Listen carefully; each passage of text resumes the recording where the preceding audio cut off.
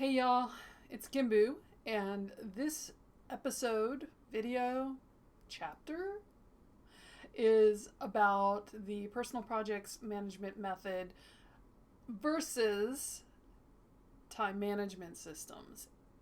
I kind of versus like in competition with, because it's not. That's really a trick question, like which is better. The thing is that with most time management and project management systems, even, I would go so far as to say, at least the ones I've used, Asana, Monday, Microsoft Project, although I haven't used that in a long time, really function well as task managers. And that is to say that if you know you have certain tasks coming up, and you put them into one of those systems, even note-taking systems like Todoist or Wunderlist it used to be. Well, no, that's now To Do on Microsoft. They change so often. There's so many options available to you. They break tasks down, and they do have ways to break tasks down into steps. So they create a project and they break the tasks down, and it's all task driven. So there's a real single layer density to a lot of it. Whether a task is in support of something else, such as trying to accomplish a goal, or whether the task just stands alone as part of your day-to-day work or your daily job or whatever you need to do on a daily basis. Pick up the kids at school, answer your email, call your doctor. Those are tasks as well.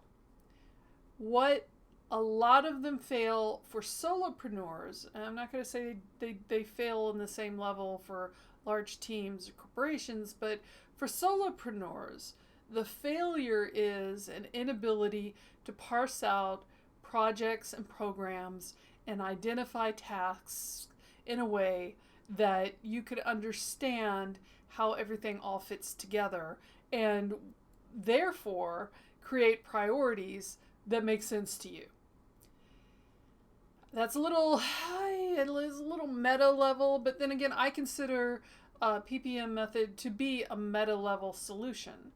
For instance, while there are calendars in the PPM method, there are perpetual calendars. They are calendars that are used where you write down things that happen all the time, every week. And for instance, for me, a good example is writing and trying to write every day. Whether that's nonfiction or fiction, it depends on the project. But I have time set on my perpetual calendars to write so many words on certain days of the week. Not every day of the week. Yes, I have to make time for recovery and doing other things like editing, which never ends. But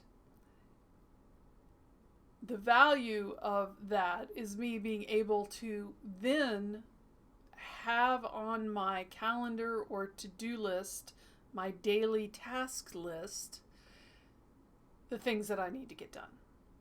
So when people ask me, well, why should I invest money in PPM when it's just another task management or time management system? And, I've already spent a lot of money on all these beautiful paper planners, or I already have a subscription to Asana or Monday, or I've been using Todoist for years, or I've used OneNote or Evernote. I've moved everything into Notion. My answer to you is that not that the PPM method will replace any of that if you don't want it to.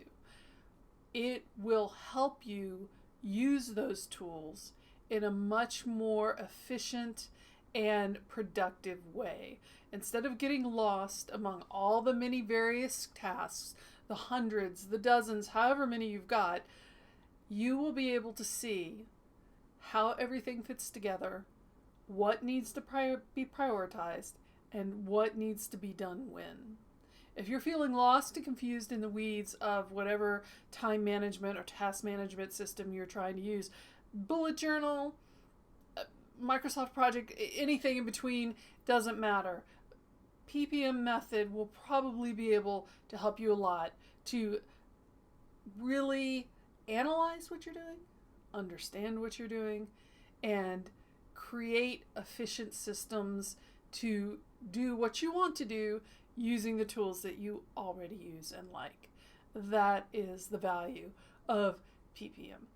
So, real short video on this one because I've been getting that question a lot.